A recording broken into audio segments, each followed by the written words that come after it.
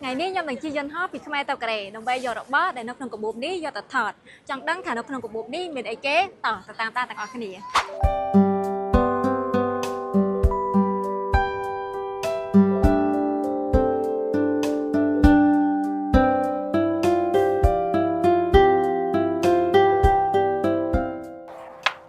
ឥឡូវខ្ញុំមកដល់ប្រទេសកូរ៉េហើយប៉ុន្តែខ្ញុំអត់ទាន់បង្ហាញរបស់ដែលនៅក្នុងកាបូបនេះទេខ្ញុំនឹងធ្វើដំណើរទៅរកកន្លែងដែលមានព្រិលដើម្បីថតប៉ុន្តែមុននឹងខ្ញុំចេញទៅថតខ្ញុំសូមទៅងុយទឹករៀបចំខ្លួនសិនតោះហើយពេលដែលងុយទឹកម្ដងអ្វីដែលខ្ញុំខ្វះអត់បានគឺរបស់មួយនេះមិនថាទៅដល់ទីណាទេខ្ញុំតែងតែយកសាប៊ូស៊ីលីកូទៅតាមខ្លួនជានិច្ចមានសាប៊ូកក់សក់ក្រែមបន្ទន់សក់និងសាប៊ូដុសខ្លួន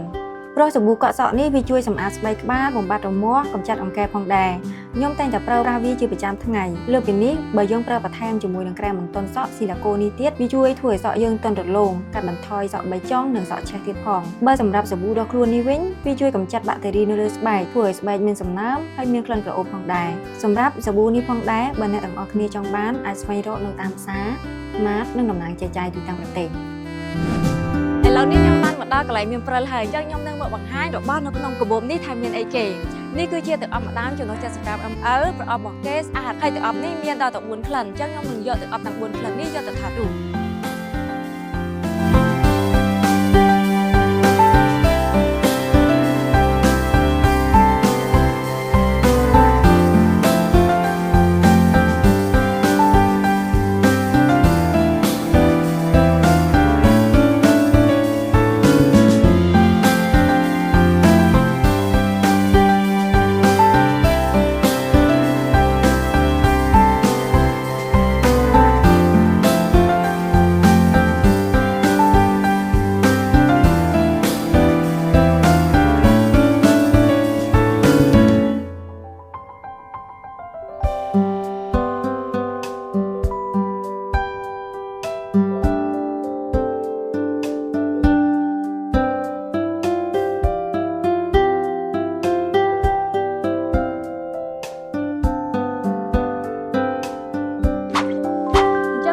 យើងត្រូវបានបញ្ចប់ហើយនៅវីដេអូក្រោយខ្ញុំនឹងធ្វើវីដេអូរៀបរាប់ពីក្លិនទឹកអប់ទាំង 4 នេះ